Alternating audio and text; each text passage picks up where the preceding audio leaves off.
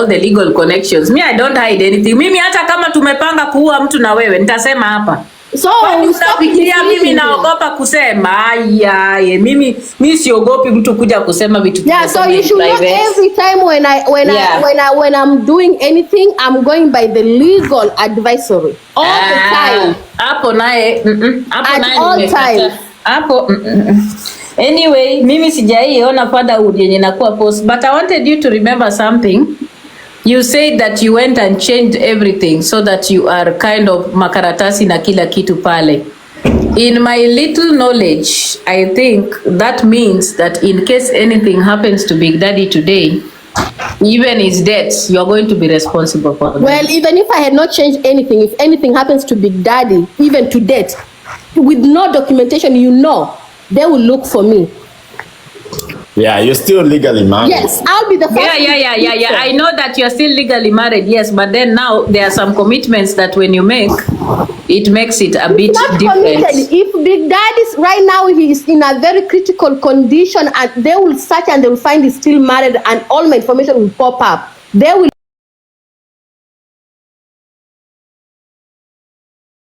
Hello guys, it's your girl Patience Status. Welcome and welcome back to my YouTube channel. If it's your first time here, make sure you hit the subscription box and put on the notification bell so that you're not any time I post a new video.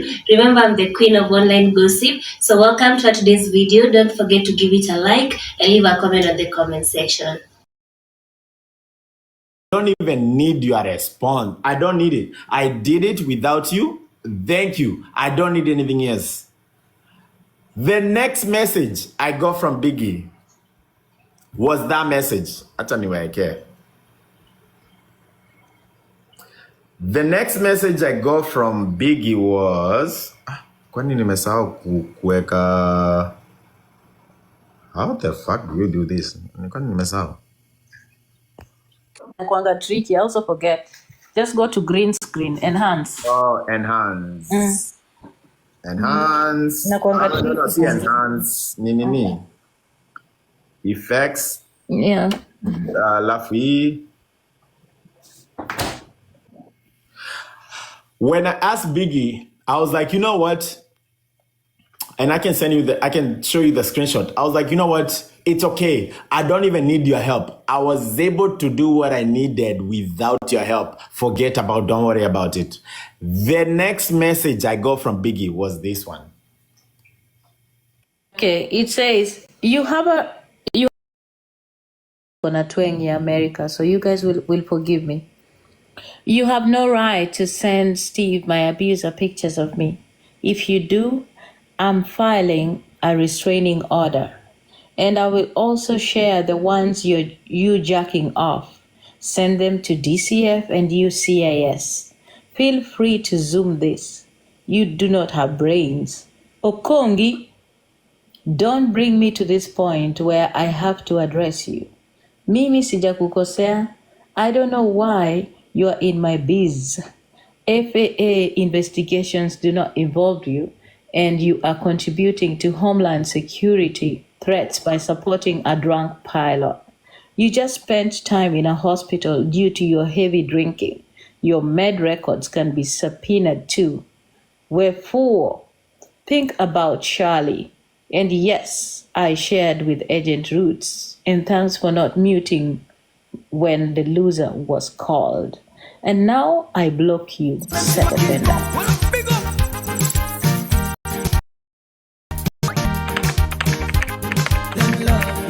That was the message I got.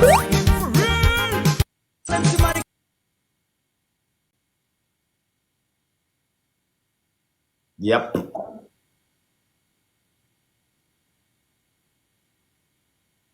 And when I forwarded, when he forwarded me that message, this is what I wrote back. I'm gonna go to Nini Ndioni's screenshot and I come back. Give me one. Screenshot and I come back. Give me one. If there's anybody that I know has no fear of the law in America, only Big Daddy. Big Daddy, you can jack off with a woman in America. What the heck? Wait, what do people see in this man? What?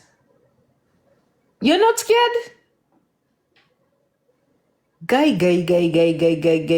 Vitu zenye hata watu, even Americans themselves don't do these things. Haya.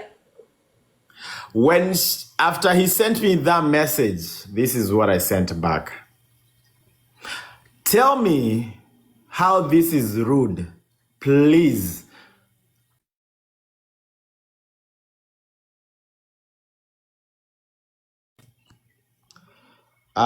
Shit. I need to condense. Hold on. I gotta condense it kidogo. 1 second.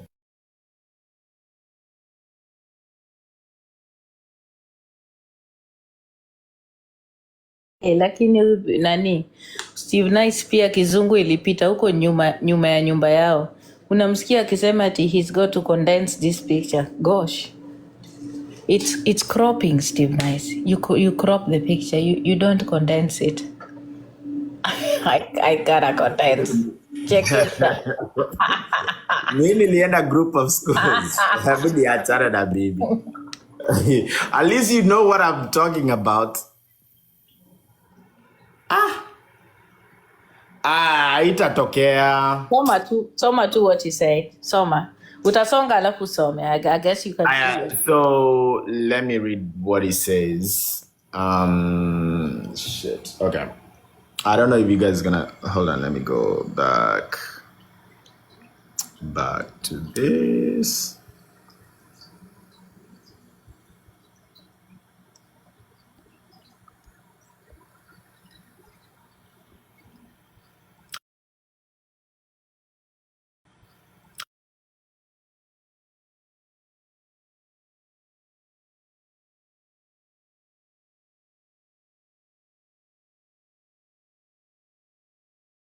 Can you hear me when I go sideways?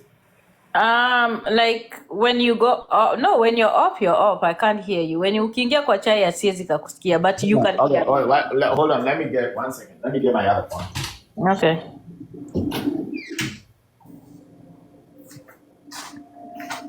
Kumbe ile kitu alikuwa anasema eti alipigia nani simu na akamuonesha mboro yake ilikuwa ukweli. Hold on.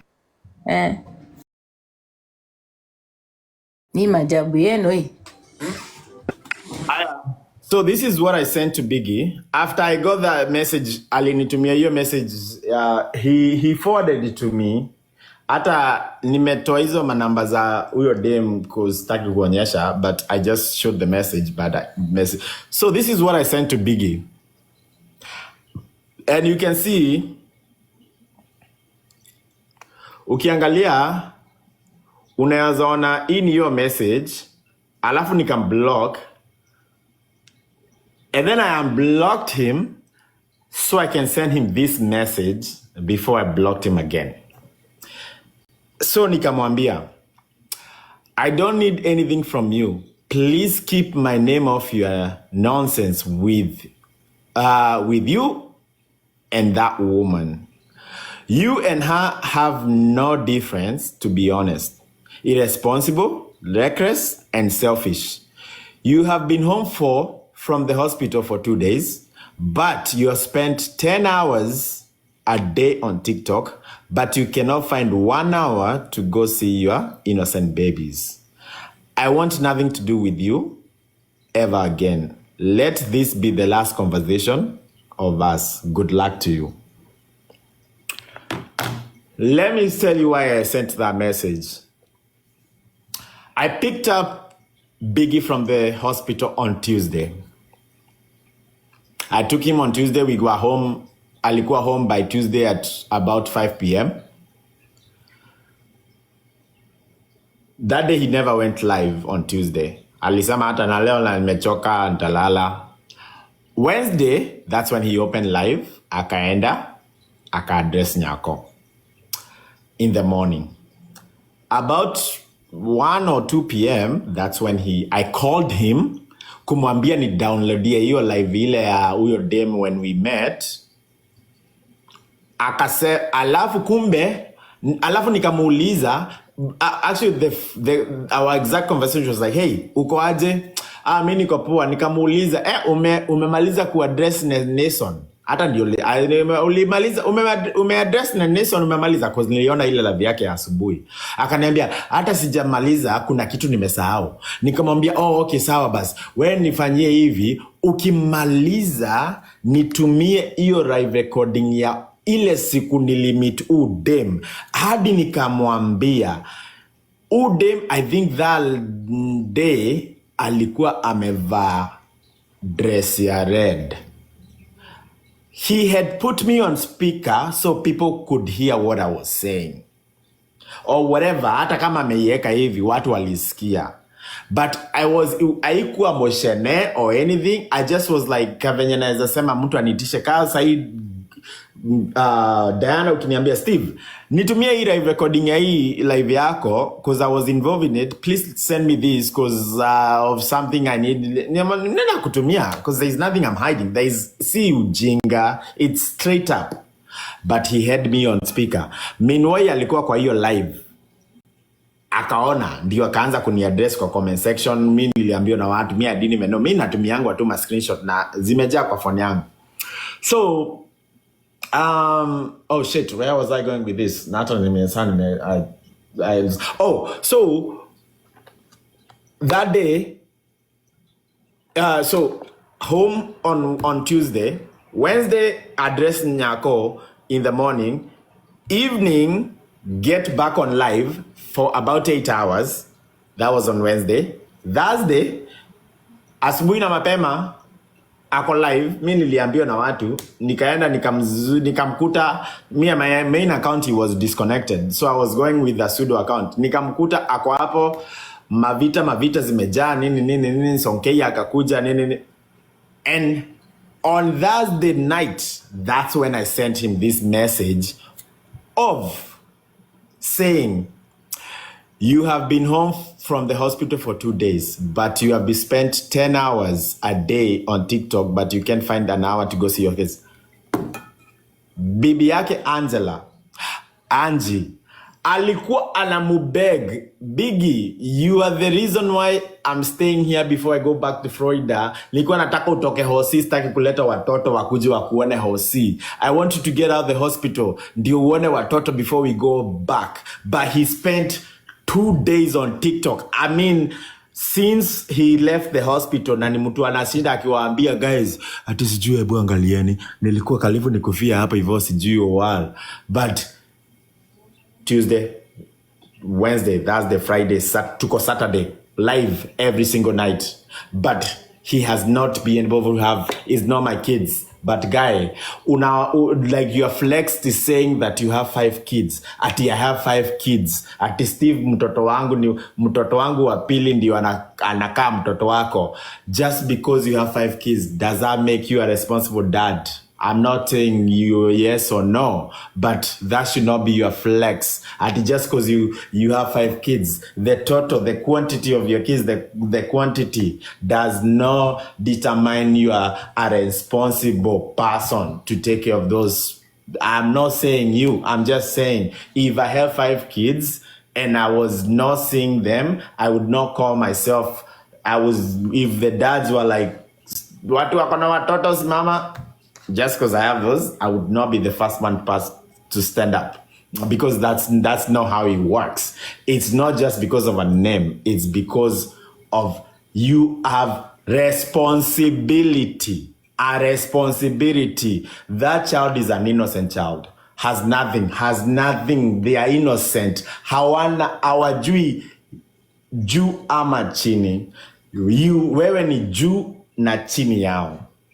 But I swear to God, na ndio nimewaambia watu ni nyinyi muna hii TikTok, that's you don't like telling each other the truth, and you like lying to each other, guys. You like lying to each other.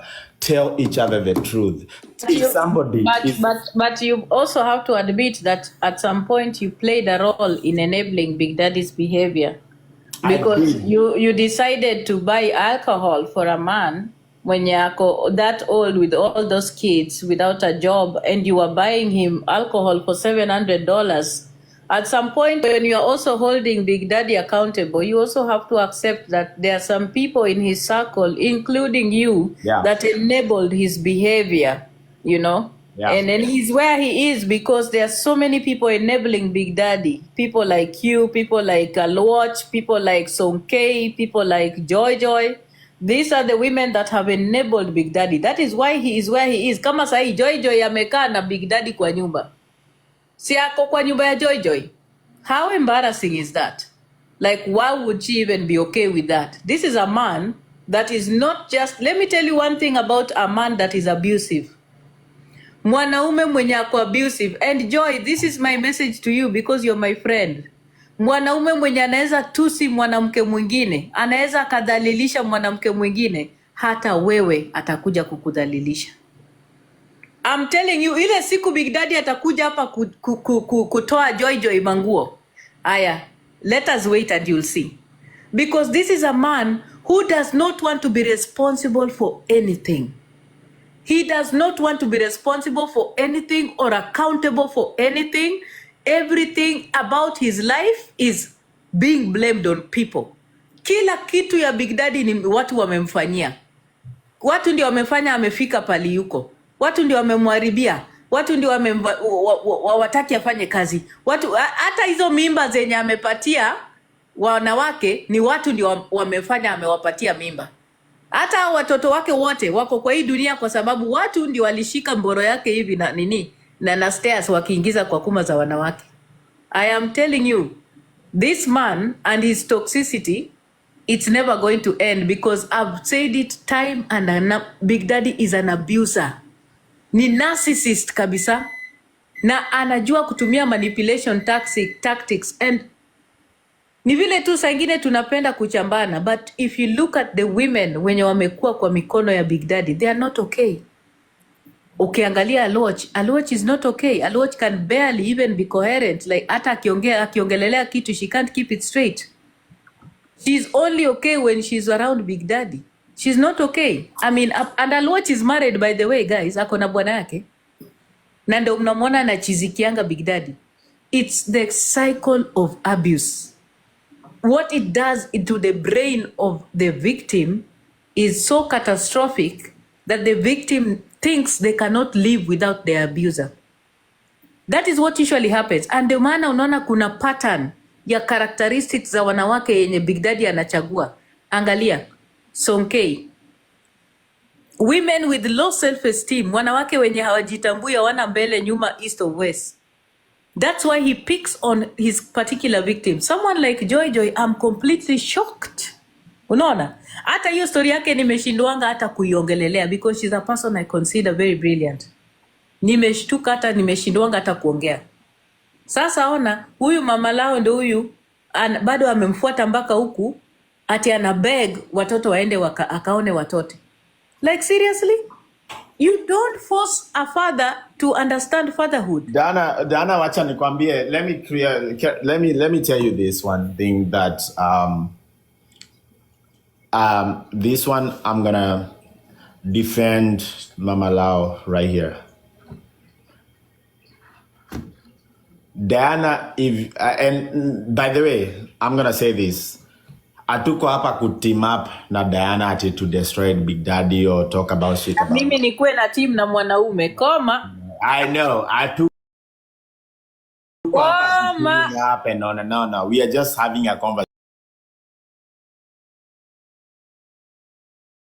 conversation that is actually real. Na kama Big Daddy kama naongea uongo, please. Mimi hii story naongea leo na sitawahi ku address ever in my life, ever again. This inaishia leo. Let me tell you what did you guys think? Well, Diana nikuulize, when you had Mama Lao ako huku, Anzi ako huku, what did you think? What was like what was your first like assumption? Alikuja kufuata nani? No, that was not my assumption because there are What things did you think? wacha nikwambie, there are things you people don't know that we know. Yeah. I need you to remember, me and Mama Lao have been in communication. Umeelewa? And Mama Lao was to find, place as her kids. Unaelewa? So there's some things that as women we worked behind the scenes. So me, I was very aware Mama Lao was going to Seattle. I was. So and her going to Seattle, I knew was not because of Big Daddy. That one I know for sure. She was going to start her own life after being, in the situation that she was in. So I was very aware. So the only thing that I found very puzzling about the whole situation was when now details came out about, arguments and her wanting to. Let me correct you, Yeah. Dana. Sasa leo ndio nakucorrect.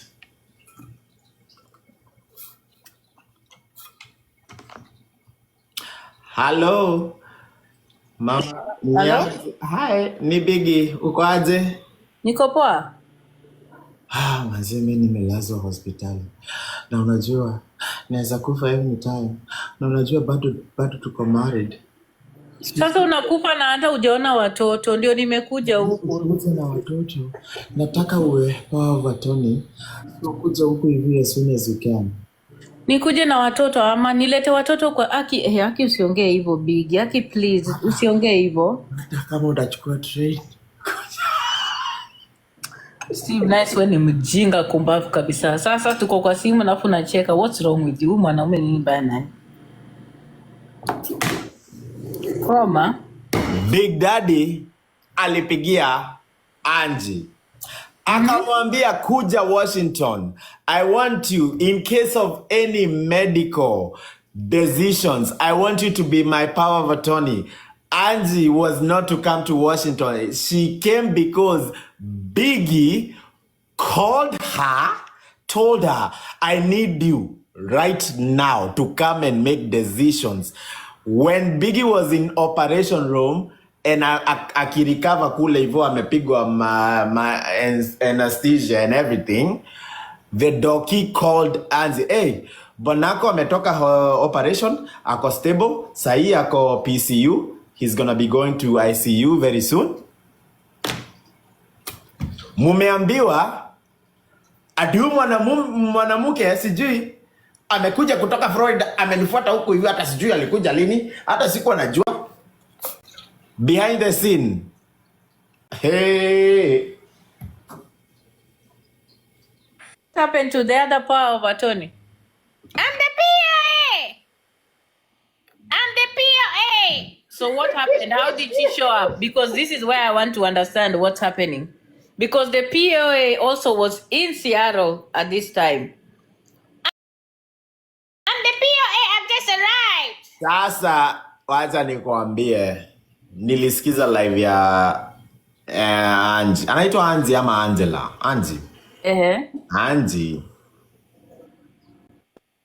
Kiki the Boss alikuja na akadanganya hii live. Alisema mimi ati ni mimi niliambia Angie. So, okay, they are still legally married. What happened is they went file a divorce, they took it to court, but they never showed up to court. They both did not show up. Yes, so the thing, the marriage which atiwali nini basically got thrown. Maumbwa, amtaki kudivorciana, sawa, bye, and then kujani siku ingine, still legally married. Biggie calls the ex, the wife, which is the wife, come, kuja Washington. Mimi niko hospitali, nataka kufa very soon, but I want you to be the power of attorney. You can make decision on my, medical bills and whatever decisions. Akakuja. When I'll watch baada kwa hapo chini kwa comment section. I'll watch baada kwa hapa kwa comment section ama ameenda. Nyaugenya kagere. Acha niwaambie. What he said, I'm not gonna, if you don't know, that's what they call me a lot. If you don't know, you don't know. I'm not gonna tell you. But why do you make this woman your POA and have traveled all the way? What? You cannot do that. Unacceptable. I'm a smart woman. You can't do this to me. I can't accept this. This is wrong. This is wrong, God. This is wrong. This is America. This is the United States of America. wacha kudu. I swear, Aki always nifanya niwe serious. But that's the whole thing. Like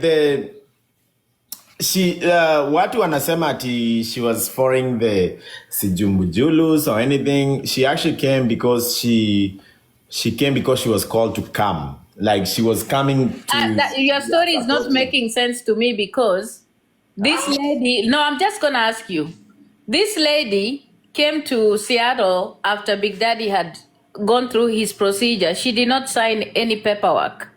So how is she relevant after the procedure? Because if she was needed for him before surgery and she was not there before surgery, how then is she being relevant after surgery? You know, like sometimes some things you people say, you need to understand you're talking to people. No, Diana, places, like, okay, there was nothing that was needed for her to do. Basically, she could have stayed the whole time in Florida and not needed. There was no major decision that needed life and death decision where Biggie was out and needed a power of attorney. There was never, not even close to that. Yeah. But what he did was, and this is this, Biggie had always told me, like she should move here because there's jobs. Washington has very, very job opportunities, mostly for nurses. Hata kama ni LPN, BSN, like it's healthcare industry is booming here and they make money. So he always said like, hey, I would like her to come here because she can make good money. He never needed her. Like there was no decision where he was like incoherent, like I can make decisions. No. But alimwingisha box kumambia, kuja, I want you to come because just in case. Like you know. Hapo ndio nataka kukucorrect uelewe ya kwamba Angie did not come to Seattle for Big Daddy. Unanisikia? That's the correction I need you to get. Because before Big Daddy went into surgery, Angie had already made plans to be in Seattle. And they had nothing to do with his sickness. They had everything to do with her livelihood and her opening a new chapter in her life. Because behind the scenes, there are people who are having conversations with her. There are people who are mobilizing and organizing stuff for her. So I think it was just a coincidence. And then another thing, one thing I know he did, najua alikuwa anatumia situation yake ya ugonjwa to make these women, to blackmail them that he's kind of in a very bad place, anakufa or something. You remember he kept on saying, oh, I've gone through a 3-hour surgery, 3-hour surgery. 3 hours, 45 minutes. People have been in surgery for over 12 hours, and no one has been sent panic attacks, So Big Daddy, I think he was just using the fact that he was in the hospital to make whoever he wanted to make feel like he's dying the next minute. You could see it even in the way his behavior. He comes to life, anataka kuexposia hiyo scar yake, pali ameshoneshwa, aanze kuambia vile amekuwa huko ndani, he was in a bad place, unaona? Yeah. And yeah, that is what he was doing. He was just trying to whip up people's emotions. Kukuja na hiyo kichwa yake yenye ilikuwa sasa inakaa kama nini? Inaitwaje, pumpkin yenye imefinywa. Alikuwa anakuja sasa ndio watu waone huruma. Unaona, because I could see people like akina Cookie hapo. But Cookie ana Big Daddy, hiyo yote ni vile umeshonwa. Guys. I think wameweka cardboard hapa. This is serious.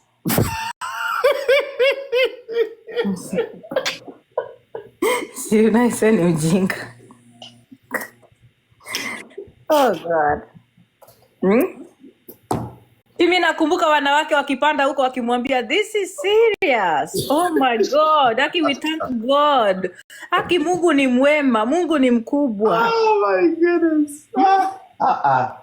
I respect, you know what, alafu anawaambia hapo, manze mimi ningekufa jo. Alafu biu baadaye bali nilicheka, alisema guys, acha niwaambie, kuna watu tuliingia nao hiyo operation room na hawakutoka.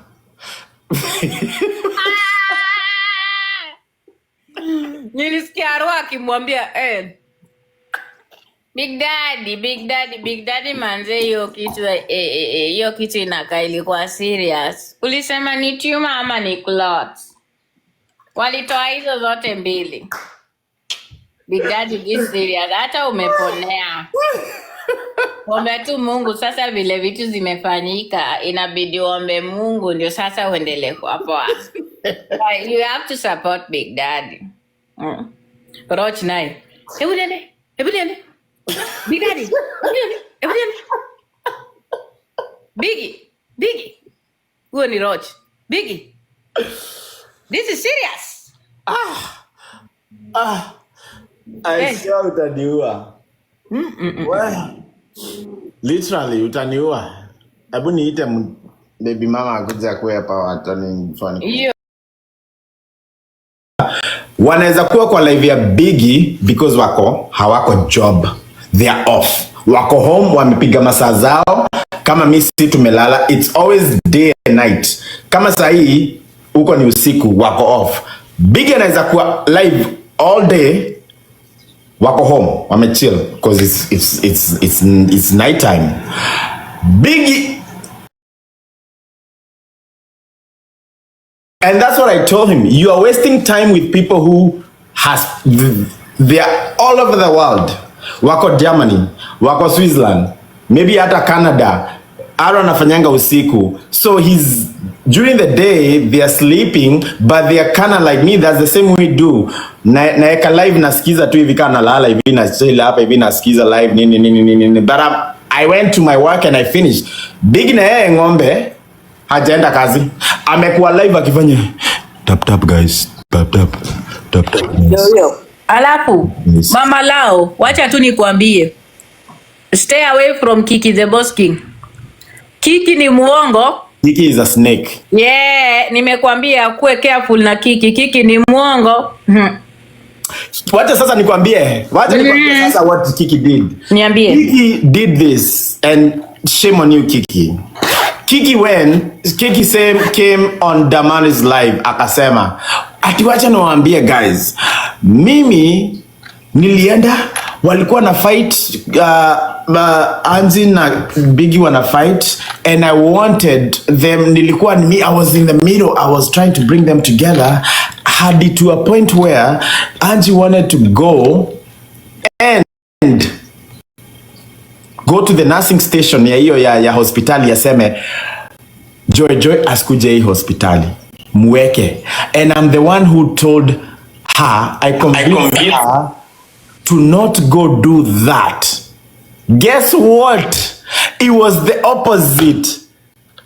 She went to Mama Lao akamwambia enda pale uambie nursing station Joy asikuje huku. Lakini ye alikuja akageuza akasema mimi What? Si yako hapa simuulize. So hiyo ndio vita yenye ilikuwa. So which means alikuwa anataka kuleta vita huko. Kiki you are a python.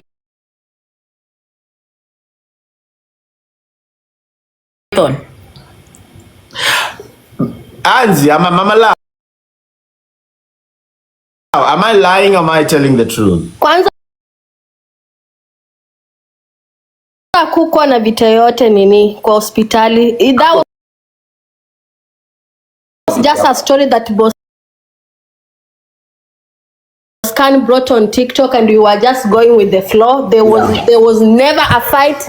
There was no fight ever occurred even between me and Aloch, but because majirani alileta TikTok tukasema tukuji kukanusha hapa anything. Hata si nilikutumia message Diana. Nikakwambia I'm just going. Lakini hiyo naye najua ilikuwa uongo, lakini ilikuwa tu uongo. Hata nilitumia Diana huyu na Kiki akiwa hospitali alikuambia uende ukaseme vile Steve amesema. No, Kiki hakukuwa na fight at between mimi na Big Daddy ati ndio Kiki akasema ati sijui niende. Kiki alisema tu niko na powers za kutoa Joy aka Mary kwa visitation asiwahi kuja kwa hospitali. Nikamwambia I don't want to be petty like that na yeye because najua alishawahi kwa because alisema uko na powers, you are the wife, like you can do anything because Joy alikuwa ameenda ameka huko ameandikisha na vitu kwa hivyo kwa hospitali, and initially I didn't want to take them off. I was like, you know, ati Joy alikuwa ameandikisha na nini kwa hospitali? Diana nataka chai. Joy alikuwa ameenda ameandikisha na vitu huko, you know, when alipeleka Big Daddy kwa hospitali. Yeah. So Big Daddy could not fill out the paperwork. So Joy took that initiative of filling out the paperwork for Big Daddy. So when nilienda kwa na station na ulizia information wananiambia, oh, iko hivi. I'm like, kwani hii ni aje? Nikapigia Aloch simu nikamwambia, Aloch, Joy aka Mary ameandikisha na hivi kwa hospitali nini? You know, hata Aloch akaniambia, wewe badilisha, but mimi nikasema hapana, sitaki kubadilisha anything. So baadaye ndo, you know, wase wengi wakaniambia kwa nini vitu zinaribiwa kwa hospitali, and you know that's, you know, hiyo si ukweli. Go wewe unajua what is true, go badilisha hospitali. So that's when nilienda nikabadilisha. Hata niliuliza Big Daddy, I'm going to change. Big Daddy akaniambia it's okay, and I went and I changed everything in the hospital. Na huyu yeye ndiye alipigia Aloch vile Big Daddy alikuwa anatetemeka. Yeah, because he could not call anyone, so he told her to call, you know, to call some people. Hata si alinitafuta kwa everybody, and let me make it very clear. Yes, mimi na kina Diana and so many people, we were talking behind the tent, and I was either come to Washington or go to another state. Diana knows that. But the thing is, siku hata make it to Washington when Big Daddy was sick. When Big Daddy now was sick is when I made it to Washington. I had not even been to Washington yet before kwe mgonjwa. I was still in Florida. Kuja juu ya ugonjwa yake ama? Yeah, so when alinipigia simu akajua nimekwambia Diana na wewe unaniruka. Yeah, alinipigia simu, he called me from alinipigia with one of our very close friend. I mean, to me she's very close. Alinipigia kwa hiyo friend nikamwambia, hey, mwambie ninamuishi mazuri, ninamuishi quick recovery.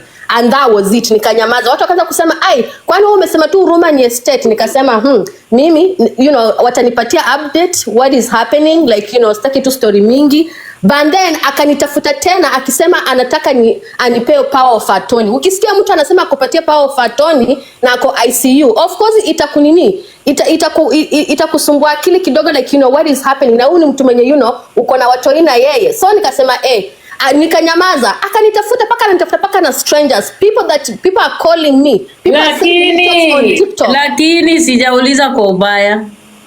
Big Daddy hata akikupatia power of attorney, you are power of attorney for what? Big Daddy owns nothing. No, and it's not power of attorney for owning stuff. Big Nani, unajua in the hospital you can give power of attorney in case of anything.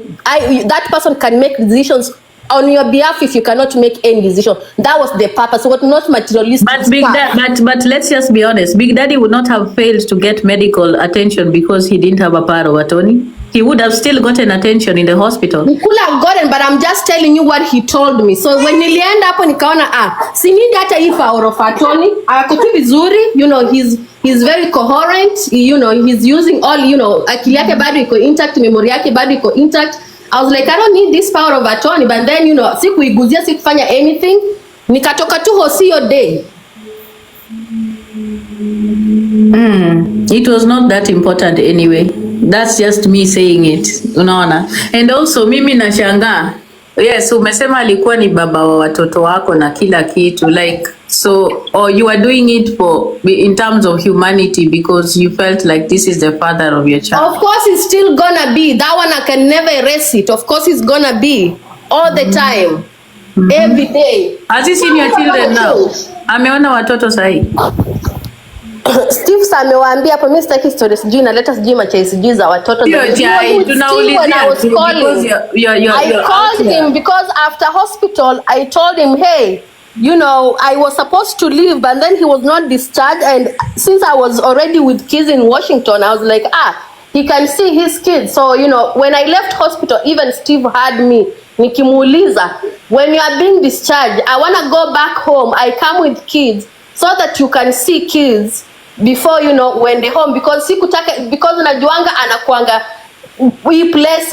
I didn't want hiyo kitu ya kusema, oh, you brought kids, and you know, by American law, Diana Rose, I have to always go by the law. If I slide a little bit, it's gonna go against me. You know very well. All the time I have to play smart and I have to play by the law. So nikampigia simu nikamuuliza, hey, Steve alikuwa hapa nikimuulizia swali. Akasema no, Steve ako hapa anaweza nipatia ride.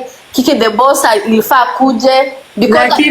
Lakini sielewi hizi law unasema. Why is it the law that is always why is it? I'm just asking in general. Why does it, when it comes to the law, why does it always apply to you playing safe while Big Daddy does not? Because by the law, if a father wants to see the kid, by the law, I'm just saying, by the law, Big Daddy is the person who should be taking care of his kids without being asked. And I want to ask you a question, Diana Ross. If a father asks, I want to see the kids, should I not give him the kids? Nimwambie no, that's against the law to say no to a dad when he wants to see his kids. Who said so? A dad that does not care of his kids, he can go fuck himself. There is no law that will arrest me. A man that is a deadbeat has no right to ask me anything about a child. Yes, knows better. You know. Yes, better. I am telling you the truth. There is nowhere that you are forced to take the kids to see Big Daddy. He is supposed to be taking care of his kids voluntarily, without being asked. If he asks to see his kids, you have to make sure he sees his kids. Who said so? Which law says that? That's the issue. Where is the law that says that? Have you ever been to a family court? Have you ever yes, a family I have. Court lawyer? I have been to a family court, and you don't have currently any custody issues with Big Daddy, so there is no way what you're saying applies. Hakuna kitu kama hiyo. Okay, yeah, I'm just telling you the truth. Acheni ku fall for this blackmail, your Big Daddy. Listen, I know that he's the father of your kids and that will never change. That's a fact. But what is true is that he is not a responsible father. From your own words and from experience and from the way he says, and even today up to now, you've been begging for him to go see the kids. I wanted to omit the word begging. I did not beg him. I only called one time and Steve Nice was there.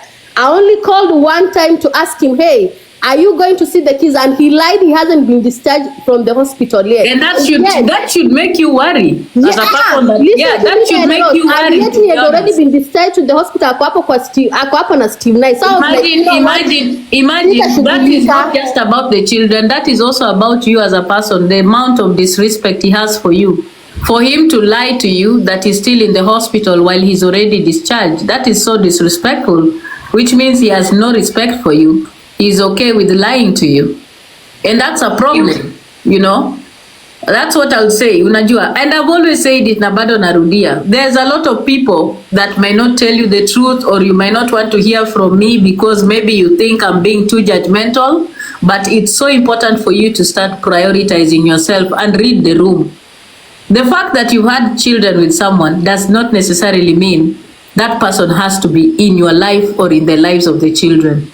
And let me tell you, a man that has no respect for the mother of his children will never ever respect his children. Well, I know that for sure. I'm just saying one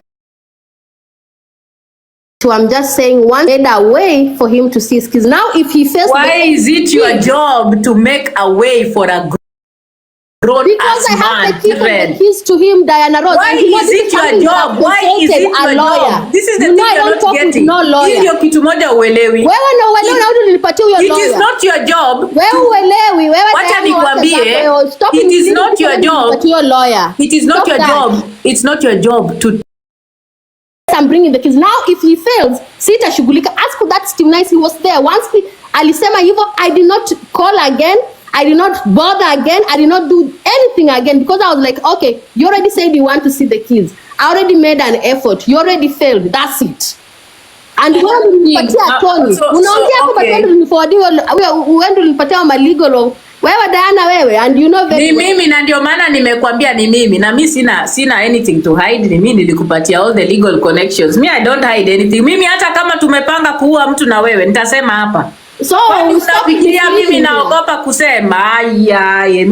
Mimi siogopi mtu kuja kusema vitu. Yeah, so you should know every time when I'm doing anything, I'm going by the legal advisory all the time. Hapo naye all time.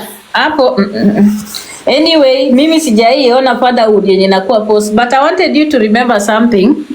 You said that you went and changed everything so that you are kind of makaratasi na kila kitu pale. In my little knowledge, I think that means that in case anything happens to Big Daddy today, even his debts, you are going to be responsible for them. Well, even if I had not changed anything, if anything happens to Big Daddy, even to date, with no documentation, they will look for me. Yeah, you're still legally married. Yes, I'll be the first. Yeah. I know that you're still legally married, yes, but then now there are some commitments that when you make, it makes it a bit different. Committed. If Big Daddy's right now, he is in a very critical condition, and they will search and they will find he's still married, and all my information will pop up. They will look for me, Diana Rose. You know very well.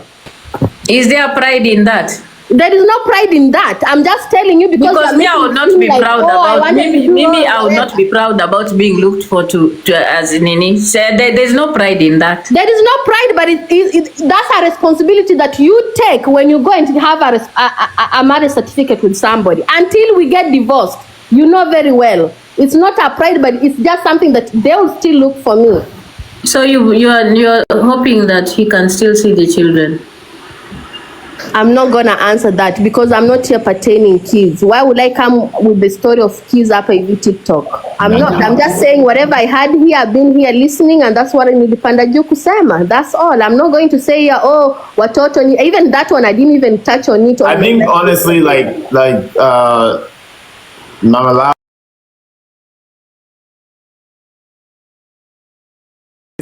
mukakuja Instagram, mukakuja TikTok. Soon is gonna be a different app. Tutakuwa tunasema unakumbuka kina Mama Lao na kina Steve Nice uko TikTok. It's gonna be gone. This is not. I think he thinks this is reality. This is fake. We live it right now. I'm living in reality. Mimi sitting here in my kitchen is reality. And that's what Biggie you need to do. I am telling you the truth. You need to start living in reality. Close your phone. You know one thing Joy told me. I'm sorry, Joy, to say this. Joy told me this. I don't even think Biggie knows my last name.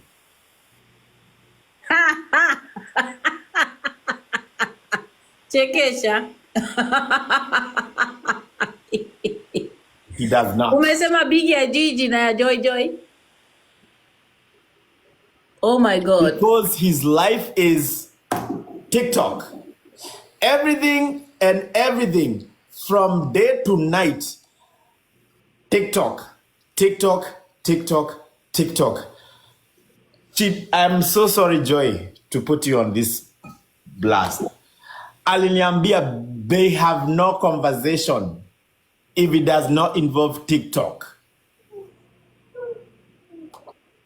If it doesn't involve TikTok, wanaweza nyamaziana hivi. Hakuna story ya kuongea. Unless to, hey, uliona Pera?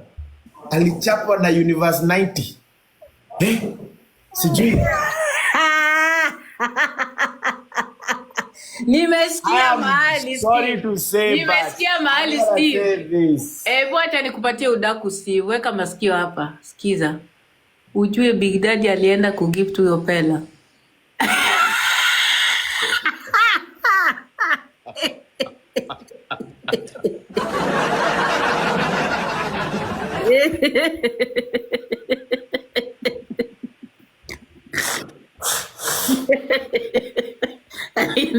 Alienda kugift huko kwa sababu I think alikuwa anafikiria watamuona.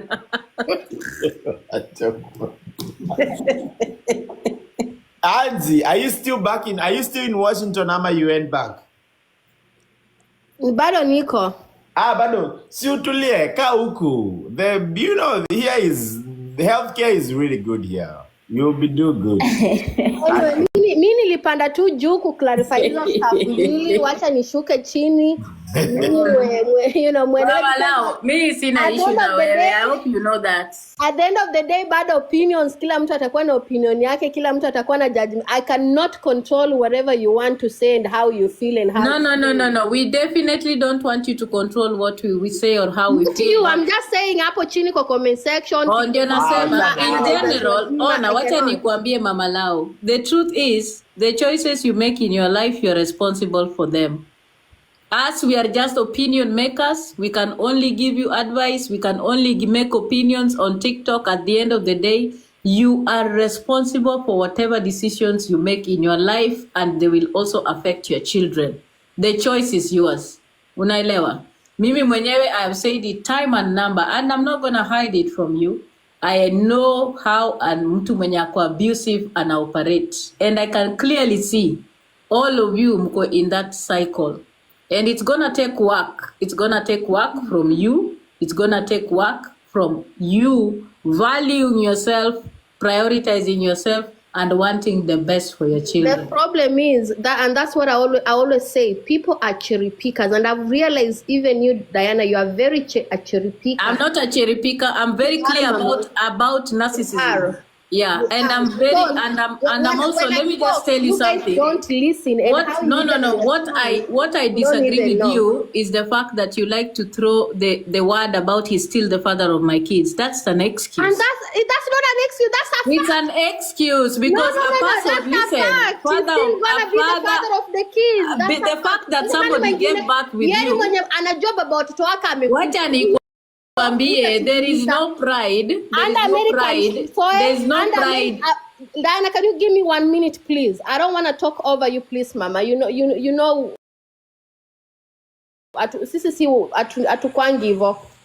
know, under American law, Diana Ross, you cannot now unaanza kujibishana na baba watoto, unakuwa controlling.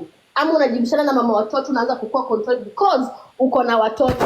You know very well if you pull that card, hata kama baba watoto ako anangoja watoto ama mama ako anangoja watoto wake, watachukua watoto wapatiwe mwenye unasema ako irresponsible just because you are trying to be controlling na watoto. And you know that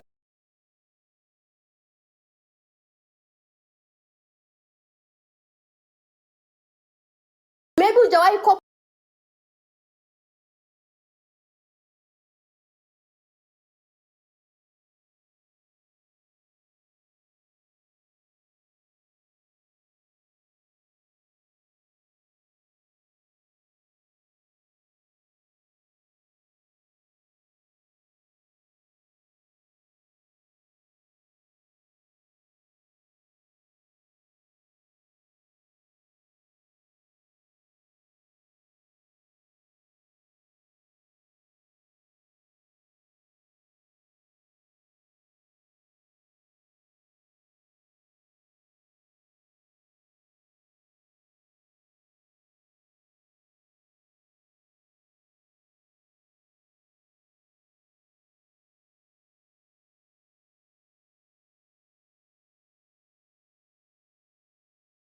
yes.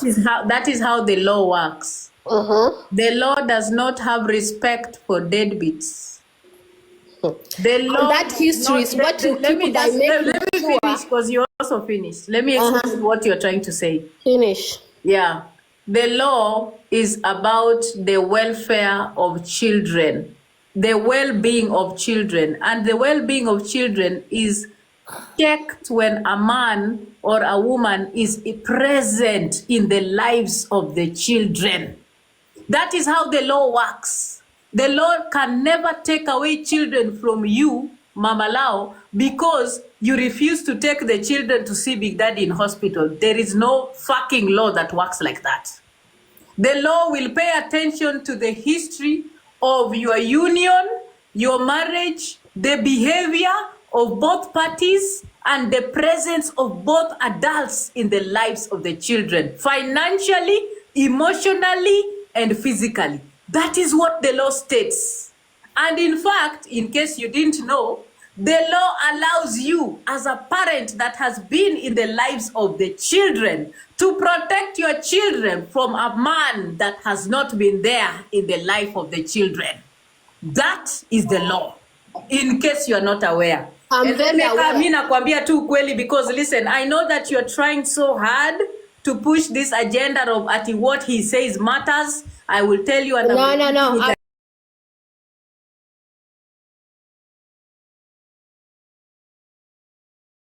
And then I'm going. Yes. Let me finish. When we are talking about the responsibility of parents to children, when you go to court, you are deemed a father, not because you have gotten a woman pregnant. No, it goes way beyond that. It is about responsibility. Fatherhood and fathering, there are two different things. Fatherhood is the language that is used in courts. You are a father, and fatherhood is described in courtrooms when you are there in the lives of your children. That is how it works. So I think at this point, and I know you might not even see it, I think this man, because of the way he has been with you people, the way that he has been manipulative and he's narcissistic, and he's a very good tongue twister and a blackmailer, he uses the children also against you to whip up emotions so that you feel like, oh my God, this is the father of the kids. The father is sick. Let me also make sure I can, at least ako mgonjwa ako chini, wacha nimpelekee watoto. No. You've got to really start thinking outside of that box and start thinking differently, because children require a father that is constantly in their life, not a father that selectively picks on situations that favor him to claim he wants to be in the lives of the child. Diana, I think Mimi, the only one thing I can say is like, Angie, Mama Loud, what the opportunity you've given, I think you did good. I'm gonna say that. You gave him every opportunity. Like even wewe ungesema hata kama alikuwa mgonjwa useme I'm not gonna even come to Washington. I'm not gonna even come there. But you did actually come here. And you gave him the opportunity to see mostly the young kids, the little one who is months. You did that. I think that was that was good. That was I can give you like 100% on that. Ulimpatia opportunity. And you should not feel guilty if you cannot force somebody to do something they don't want to. He will do it if he want to, and he will not do it if he doesn't want to. And of course, now you know if he want to do it or he doesn't want to do it. Of course, kama angekuwa nataka, bado uko hapa Washington. We are coming on, right now we are Saturday. Na bado, nimekuuliza, you said he's still here. As far as I know, kama angekuwa ameona watoto angekuwa hapa, tumewaona live. But he's been live the last 4 days. I think you cannot force somebody to be something. And Big Daddy nitaku correct, and I'm gonna tell you this. And you said this, ulinichamba ukaniambia ati wachana huyu Steve anajifanya ati I'm a father of 5. Quantity doesn't make you a father. Just because you are a father of 5 doesn't make you a father. A dad is a name. But there is more than just being called a father. There is more that comes with that father responsibilities. Awezi niambia ati Steve ati mtoto wangu ako 18, wewe mtoto wako ako 7. Yes, I have one that I love to death, and I would leave my deathbed to go kumuona, or leave the hospital bed on my way to kwenda kumuona, because it's my priority. Then let me tell you an example. I left Kenya when I came here. I came here last week on Thursday. I landed SeaTac, I took my car, and I went and I got my kid the same day I landed. Nilikuwa na jet lag, but we came, we went to the park, we came, and we slept early that day because I was tired. But I went and got him. Just because you have 5 kids doesn't make you like you are a responsible father. Usikuje, it's not about how many kids you have. is the ones you have. How good can you take care of them? And these kids, they are innocent kids. You have to do the best for them. They are innocent. They have nothing. They are so innocent. The only thing you can do for them is just be there for them. Wacha nimekwambia hii TikTok is just an app. Itaisha. Social media one day, you're not gonna be, in 10 years, Big Daddy, nobody's gonna know you on social media. Nobody who's hata kuna julikana, I swear to God. Even in 5 years, nobody's gonna know you. Even me. But there's one person who's gonna always be like, Dad, Daddy, need hi, Mommy. You are that one person. And you're gonna, me, my son, I sit here and him, and we talk about, hey, Dad, do you remember when we went to we did this and we did that? That's memories. That's the thing you need. Biggie, wachana na hii social media itakuwa. It's useless. Our mama, na nimewambia na nitasema, sorry to say this. Wacheni kumudanganya uyu muzee. Bro, you are a grown-ass man. Me, I'm not gonna sugarcoat it. You are a grown-ass man. You are a grown-ass man acting like a child. I can swear to God, your kids are more mature than you are. Grow the fuck up. Be responsible. Be a dad. Be there. Don't talk about here. You've been in Washington since December, January, February, March, April. Na umefanya for 4 months. You've only worked for 20 days. Can I say my parting shot nishuke ndo uendelee kumchamba kama niko hapo chini na kutapia screen to 200 tafadhali. Yeah. Steve Nice, watoto wa Big Daddy wako kwa TikTok, he's responsible for the women that sit on his platform. Usiseme ana watoto. Oh. Big Daddy is the father of TikTokers on his guest. Hauoni vile anapenda hao watoto wake? Akina Cookie Evans, akina Roch. Wakiwa hapo juu. He is the father of those children. Those are his children. Okay? It's called prioritizing on the wrong. Those are his children. Hao ndio watoto wake. Anawalea properly hapo kwa guest. Yeah. Yep. Let me just say this and then Nishuke. I've listened to you guys. Thank you so much for all your insights. At the end of the day, you might think you know it all, but then ukifika, they always say ukifika kokote ndo unajuanga kumbe you didn't even know it all. But I'm gonna say this, as for me, I'm gonna work by what it goes by the book. Watu wenye wanataka kusema chenye wanataka kusema, I don't give a hoot about that, because at the end of the day, you know, I'm gonna do what works for me, how it works for me.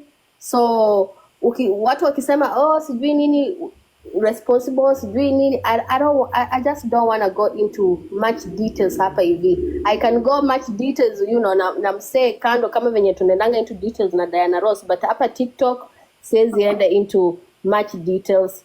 So the thing is, always work by the book. When you have some with kids, with anybody, especially when it's pertaining kids, always work with the book. You cannot just be like ukwe kifua ufanye venye unataka.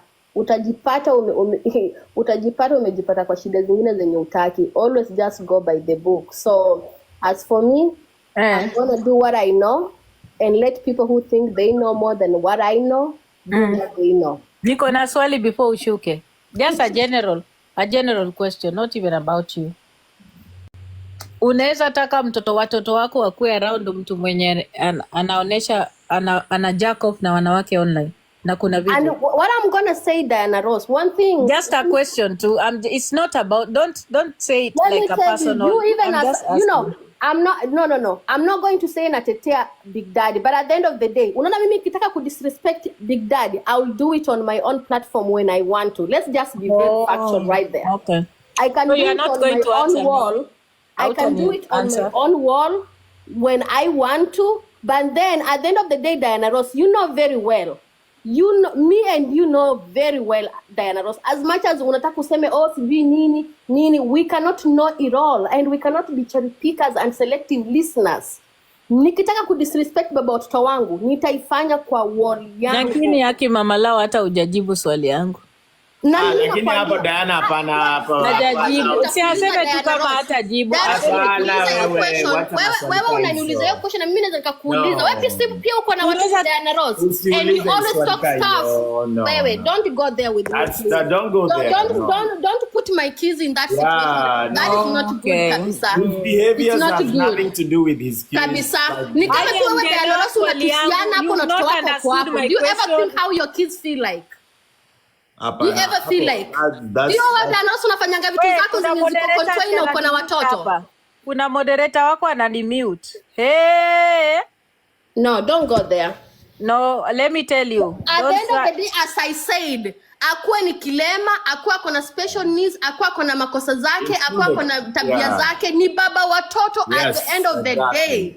Diana Ross, and you know that. I'm not ever gonna change that. Hata wewe unaongeanga vitu zako zenye ziko so bad mbele ya watoto wako Diana. Have I ever ask you, Diana, how does your kids feel when you talk like that in front of them? Don't do that. Don't pull that card. Which kids?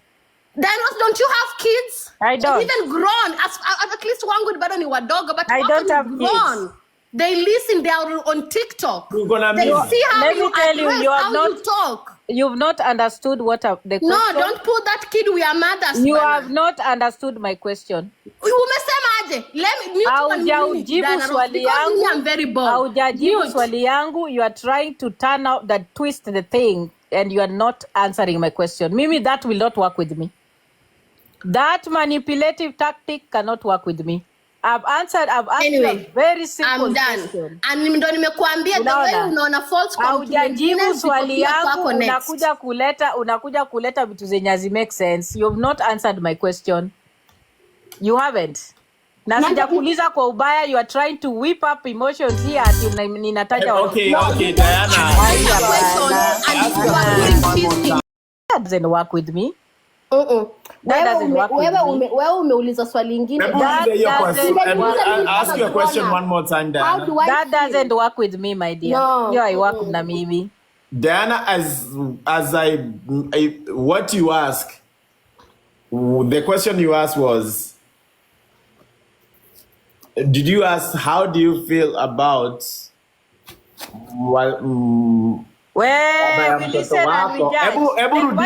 Wacha nijibu comment section mtu mmoja. We listen and nijaja anauliza, Diana, do you think your kids are proud of you bullying? Yes. My kids wananiambia mtu yoyote mwenye amekukujia ama nimekujia sisi kama sisi watoto, charaza mama, kanyaga. If you come to my live, you will find my daughters there wakisema charaza. Yes, my kids are okay with me bullying to the ground anyone who bullies me or touches them. You have your answer? Can I answer another one? I'm going to say this and then go. Uko na ingine? Watoto wangu wako very okay with me na mtu akuletea ujinga. Mtu akiniletea ujinga wananiambia kanyaga shingo mpaka chini. Mimi kwa babato wangu ni kinyongi. Unaona? Akuwe ni muuaji, akuwe ni kilema, akuwe ni bubu. Ata remain kukua baba watoto. Because at the end of the day, our watoto watagrow up. Wakatukaisha chini. Mimi, I'm not even answering you because I already answered you. That should have given me. I don't have to say yes or no. My sender Steve was asking me something. Ndio nilikuwa nimejibu comment section. No, I wanted you to ask the same question you just asked because maybe we. And I'm gonna ask you the question, Steve. Okay. I'm not asking Mama Lau. So. Now I'm going to ask you, Steve. Now, Steve, would you like your son to be, exposed to, let's say now wewe ni man, si ndio wewe ni father. Sasa now tutaongelelea bibi, maybe the mother or the wife if you are married. Okay, let me go. Thanks for bringing me up. Would you like your son? Would you like your son to be around a mother mwenye anajiexpose kwa wanaume online without their permission? Let's say for example, huyu mwenye alikutumia nudes. Bibi yako angekuwa anatumia wanaume nudes hivyo. Na anakuwa accused of things like, because you know what that means here in America, right?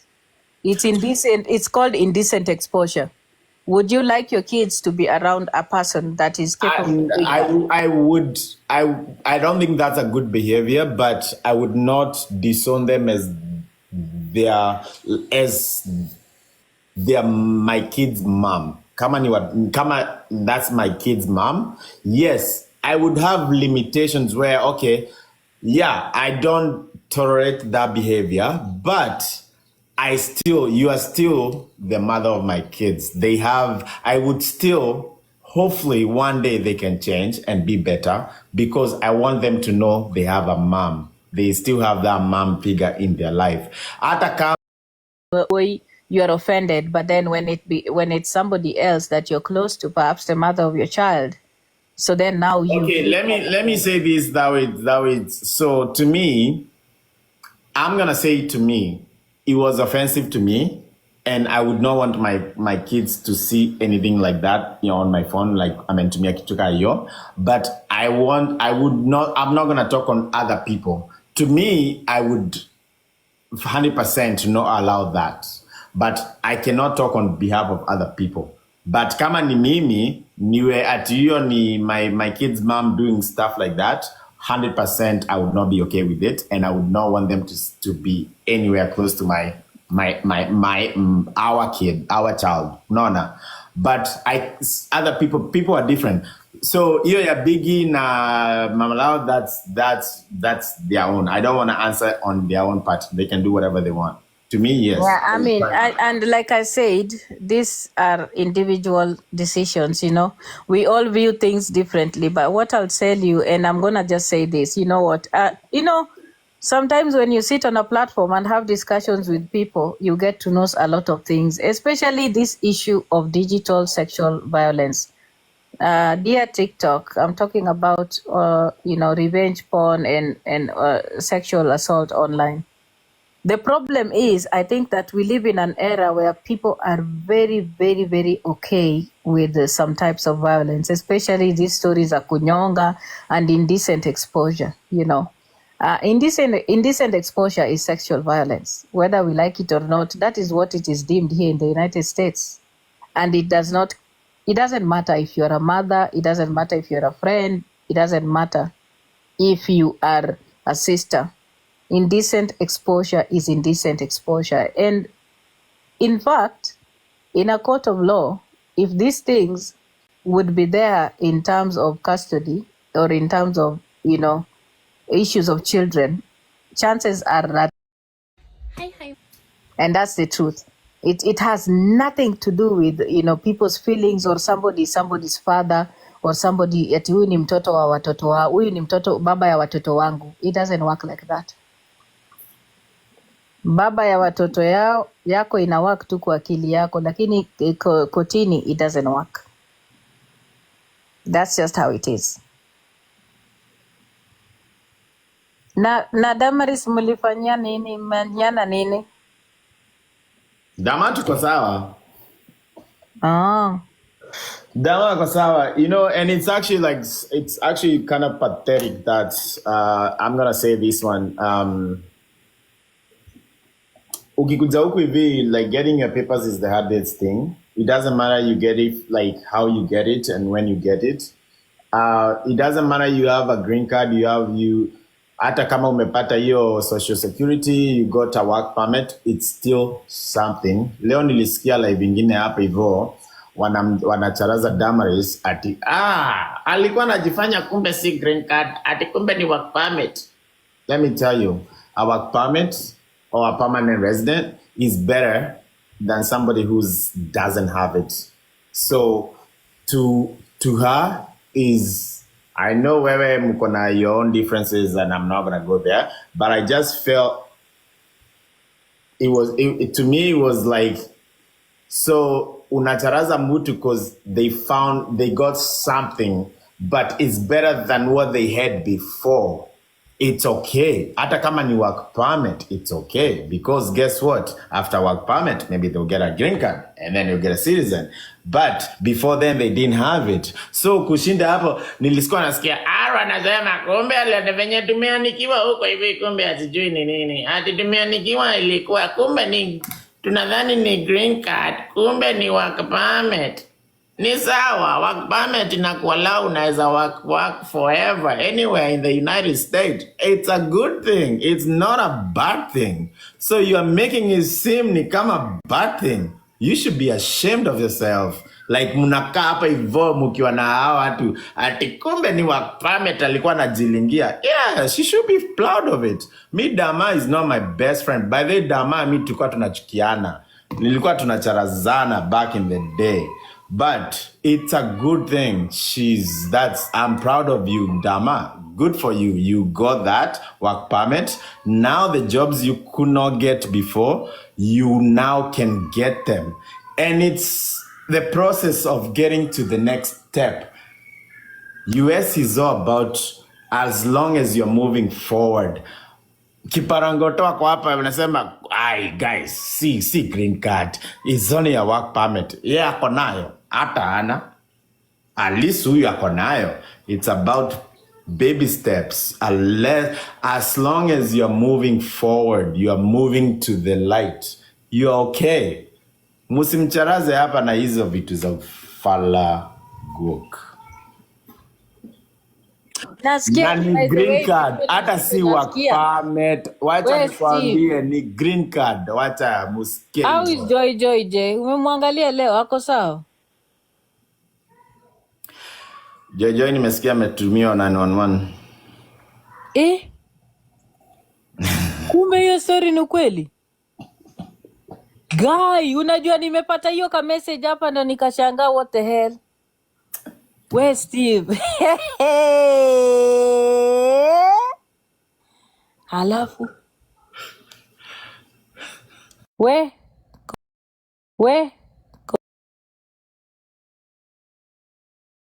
Guy, mi nashuka guys. Hii chai ni mingi. Wacha mi naenda kumaliza hii chai huko kwa nini?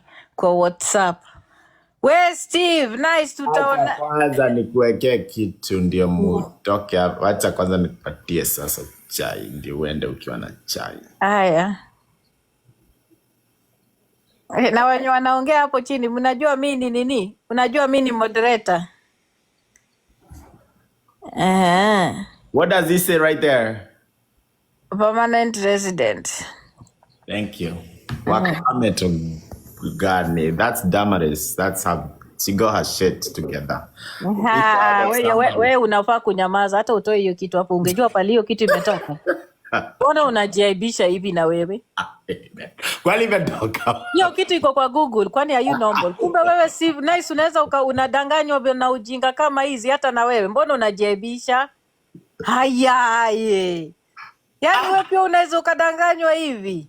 Damasi amekuwa kama nani? Ule jamaa mwenye anaitwa Japanisha. Alienda kwa Google akatutolea mkono ya mtu ikiwa na manoti za madola na madola, akakuja akatupostia kwa profile yake. Wacha hizo siku tulikuwa tumejua Rosso ako na Rosso ako na pesa manze.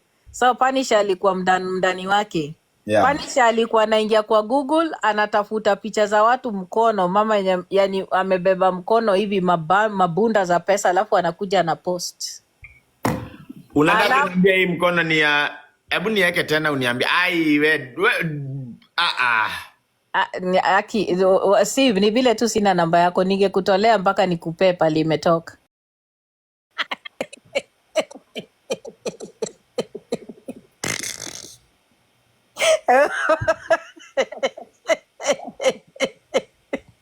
Haina expiration date. Hakuna expiry date kwa green card.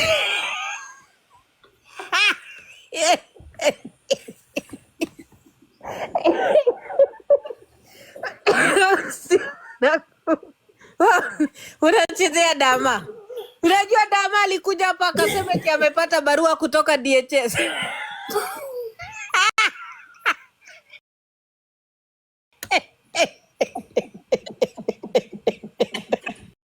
Ati DHS imemwandikia.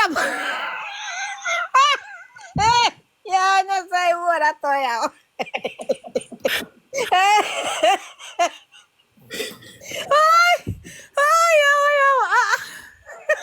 I thought hii kitu expired. Lakini nafaa iwe na issue date. Hebu angalia huko juu imeandikwa.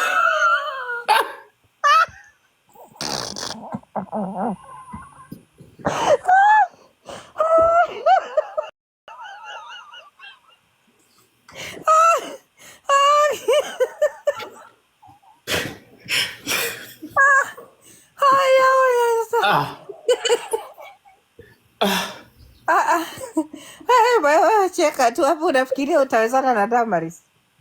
Ati Sanem. Sanem ni tutatu.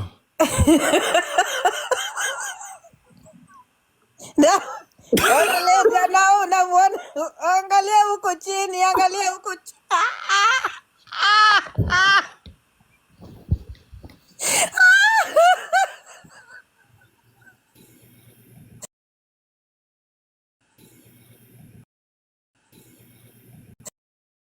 Siri Dramaa amenitumia. Hebu nimuulize ama amenitumia photocopy hapa original. Wacha nimuulize. I think hii ni photocopy. Mwambie ache kuja ibisha hivi jamani.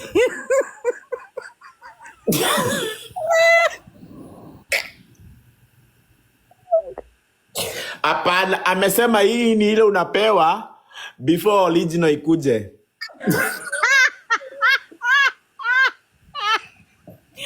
Steve, nimeenda nakufa. Kwa hivyo yeye alipata copy ya green card.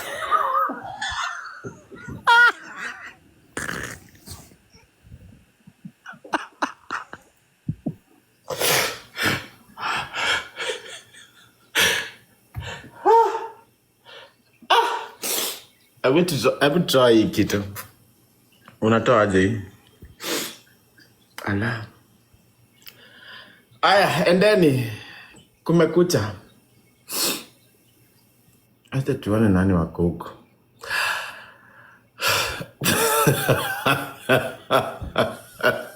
Dramaa, hebu kuja hapa hivi. Kuja.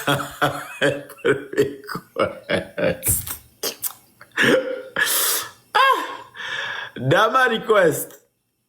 Allah. Unadhani mimi ni mjinga na kutumie kadi? Yule nakujua Steve.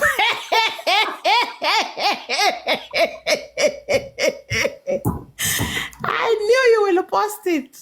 You think I don't know you. Ati, hebu niweke tena. I know you wedi beshte yangu na kujua.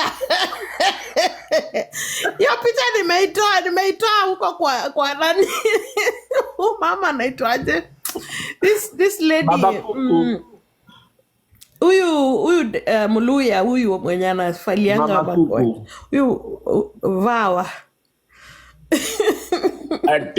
Ati states hata itu United inaitwa States of America. I had to do that because nakujua, unadhani sikujui wewe. Nikutumia unajua kuzoom. Unajua mimi nilikuwa nimeingia box. Aki, niliona hivi nikasema ala. Diana ni ala zoom na jicho ya kumanina. Anaitwa Wafula. She's the dancing lawyer. Nimeitoa kwa page yake haraka upesi. Na kuambia Diana amezoom hiyo kitu na mimi nikaanza kuizoom hivi nikaona hata hakuna date. Ati Sanem kuna .3.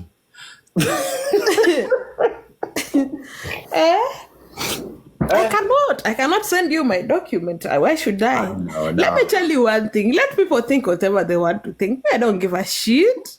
Yeah. I don't care. Well, I don't. leo nimecheka kutoka. I do not care. Kesa paka nikasikia karibu Hata mimi nimecheka kwa comment section mbaya. Nilijua Steve atapost. Ndio maana nilimtumia, kwani nadhani Steve mimi ni mjinga. nimecheka gani. Alafu Diana Rose anatoa Steve maneno kwa mdomo ati na damana, alafu unaona anadhani Steve ni mlevi, anamuuliza maswali ndio ende afungue chai huko aanze kuwagonganisha. Waambie sisi hatupiganangi, watu wasi hatupiganangi. In any case we support one another. Unaona nakunya nini? Nakunya maji. Steve, hata hivyo umemwambia Jojo yameshikwa.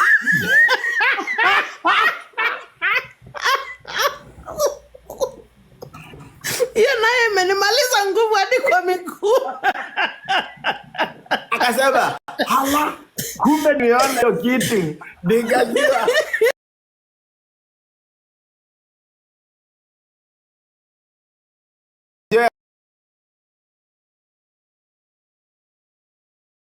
Ameenda na 911. Wewe umekataa kufungua chai mpaka nikakupatia crown. Umeona nimekupea crown. I gave you a crown, Steve. I love you so much. Lakini waje niwaambie kuna mtu mwingine anaitwa Ara amekuja hapa. Acheni ufala, kumsengenya tumesengenya wote. Tumesengenya. Hebu tusengenya nini? Mbea walai tena. Tumesengenyana wote.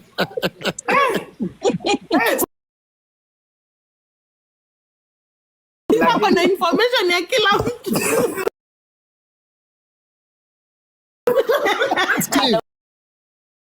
Uliza maswali kama katoto.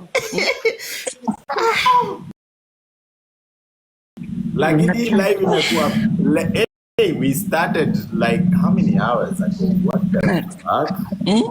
4 hours. Steve, umekuwa katoto kakapunye akitaka kuuliza tu maswali hapo ni kama uko kindergarten. Na huyu Tracy ni nani? Tracy.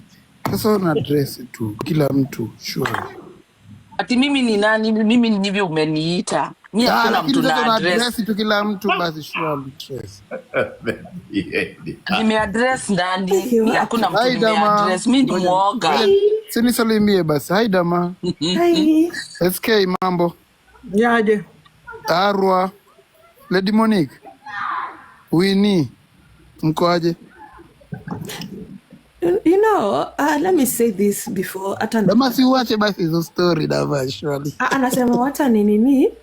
Seme kitu before niende. You know, I read a lot of immigration stuff, a lot. I sit down and take my time to understand, read very well before I bring information to the public. So I know categorically if you come before a camera and tell people you got a green card, it's illegal. And it's a very, very serious crime because that is fraud. Kwanza tutoe mod, tumetoa nani moderate. Unasikia? Ana. Another thing, when I come here to the public and tell people, people can come to Seattle and apply for a driver's license, it's not illegal, it's not a crime. When I come here and tell people how to adjust their status, it's not a crime. And when I come here and share information about someone's sickness, if they have already shared before, it's not a crime. Yeah. Lakini hapo umenicheza wewe. Unaweza nitumiaje picha kama hiyo? Lakini umekubali it was intentional kwa sababu ningekutumia nini green card yangu usingepost hapo. Wewe ninakujua Steve, si ati sikujui. Wewe unakupeana information unapeana kwa hata sasa uko soba ungekuwa mlevi sijui ungetoa information hadi conversation. Mama, senge kuchoma huyo. Huyo mimi tu nililia. Huyo angalia hata ikuchukua 2 seconds. Mimi sikuenda tu basha alinichoma huyo last year. Ikuchukua 2 seconds nilitumia tu hivi Steve na nikamuona ameweka star. Anakuchukua 2 seconds. I know you. You are my friend. We've been friends for over 5 years now. Tunapiga ombea pamoja. Anakuchoma. Wewe mwambia kitu. Huyu saini msengenya anything kuhusu Tracy kesho mtasikia Dramaa alisema. Ajui kupita. Come on. Steve umejua kanakuanga ka ni- innocent. He's just an innocent guy. Atasema tu bila kujua anachoma. Aki aliblock, umeblokiwa watu wengi sana Steve leo. Ati unblock watu. Huyu ni Mitwani ni nani Mitwani? Unajua ameblock watu wengi huku. By the way, she was so happy kuadiwa Imenichekesha kama guy. nini? Amefurahi kuadiwa kama moderator. Haya, na unblock kila mtu mwenye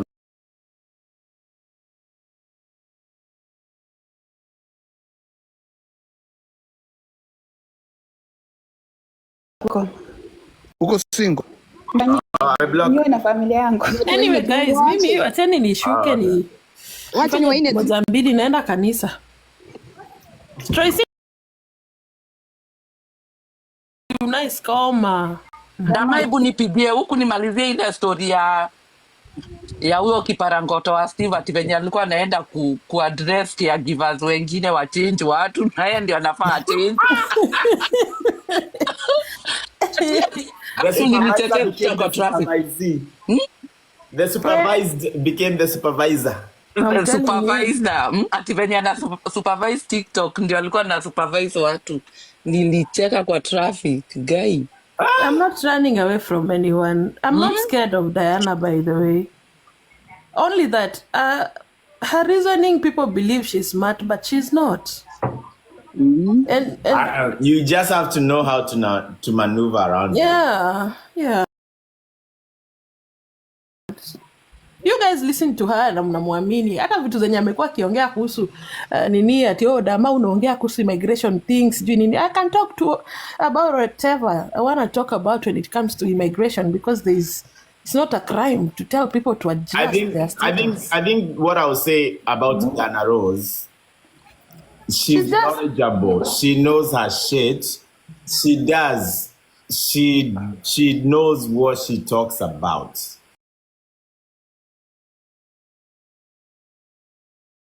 If you don't know what you're talking about, she can corner you. Unaona kama hiyo story ya nini alikuwa anataka kunikona hapa hivi.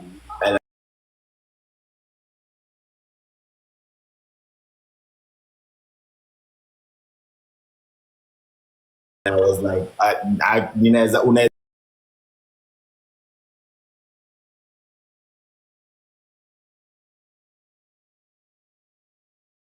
unaweza jingisha.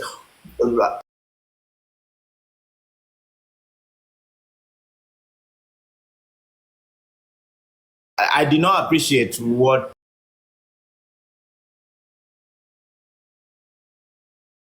she asked that about Biggie.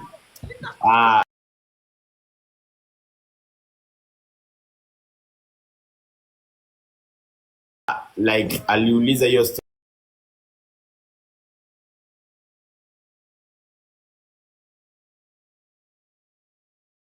ya ati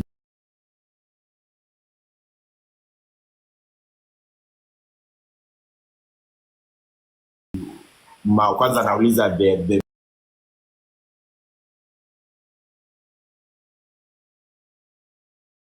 baby's mom.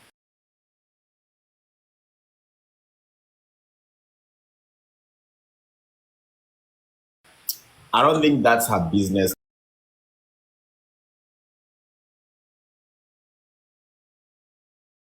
to ask that question. It shouldn't be.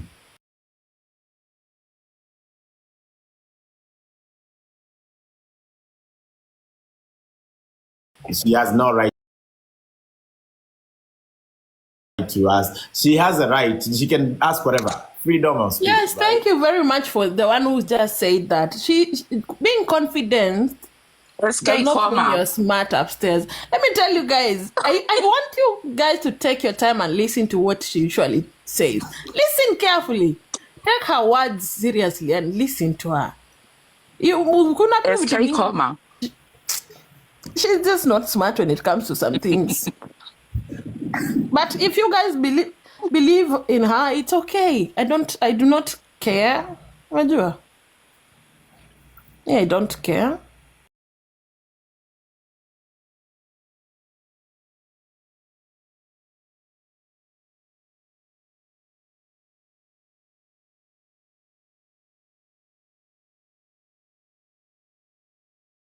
ulikuwa umesema imetoka DHS. Weka hapa sasa to verify. I do not have to respond to you in any way. Ulisema umepata barua kwa DHS na sipigi. Yes, I did and I posted. You already. Acha uongo. I did. It's not a lie. Stop your lies. Me, I don't care. Don't bring out lies. Kama unataka kuleta barua ya DHS, bring truth. Usikuje hapa na uongo.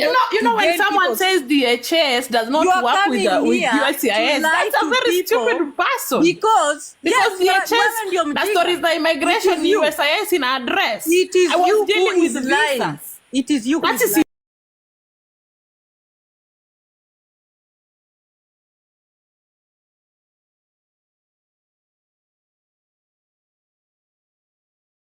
Umepata hii hata kama ni kupost ati do I have papers? Umetoa green card kwa Google ukipostia watu ati umepata green card. Yeah, that one I sent it purposely because I know Steve. Ati I sent it purposely nilikuwa nafanya ya mchezo. And I cannot nimekuambia by the way those papers. Nimeshuka na nimesema mimi I was on your platform to have a conversation with you. Nimepata hapa kujibu takataka nilikuwa najaribu kusema ati DHS nimekuandikia. As a matter of fact, sitaki kukusikiza. Matter of fact, wacha kukurudia na sitaki kukusikiza. Kupiga nduru sitaki. Nimekuambia, mimi nimekuambia kama unajiamini, jaribu tena next time upost tena hivyo. Umesikia? Upost tena. Murife, don't run. Don't run, Murife. Don't run.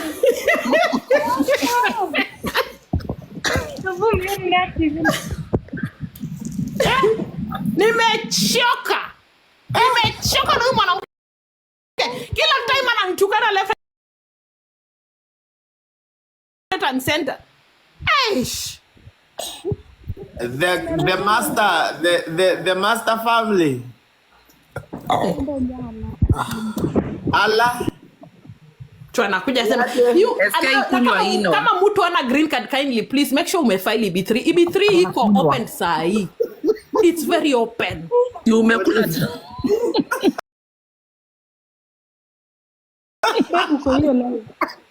Adi Morife don't run.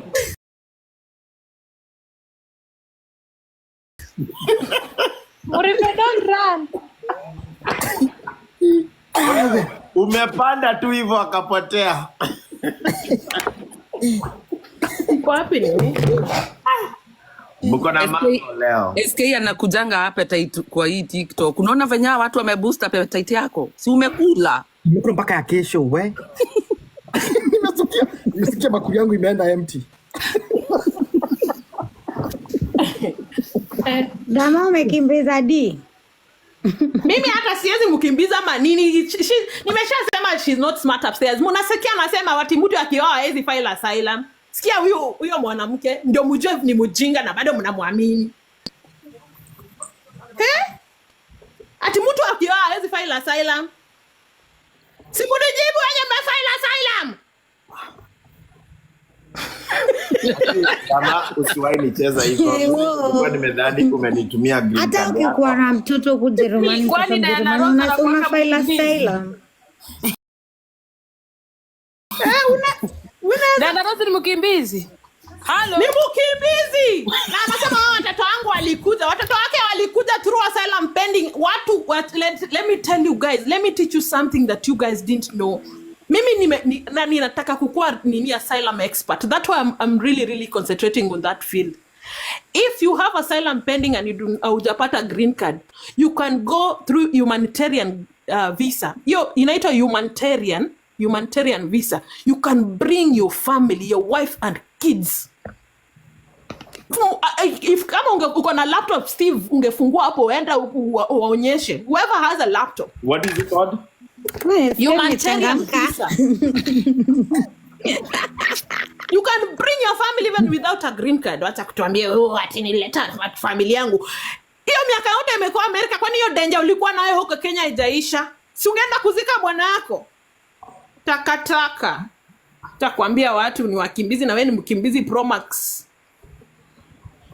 Fungua humanitarian visa. Steve. Humanitarian. Lakini watu msituingilie watu wa Europe because sisi si mafia tu anymore. Hiyo kikombe imepandishwa ikaenda US. Simple. because mimi nilifiling asylum na bado nika adjust status from asylum to Nimekuja US mostly si hata cause ya boyfriend ya Cookie.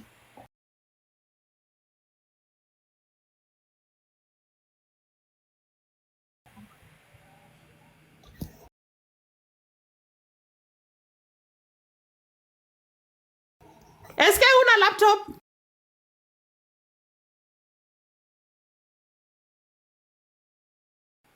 Ndo inawaka. Washa uangalia humanitarian visa.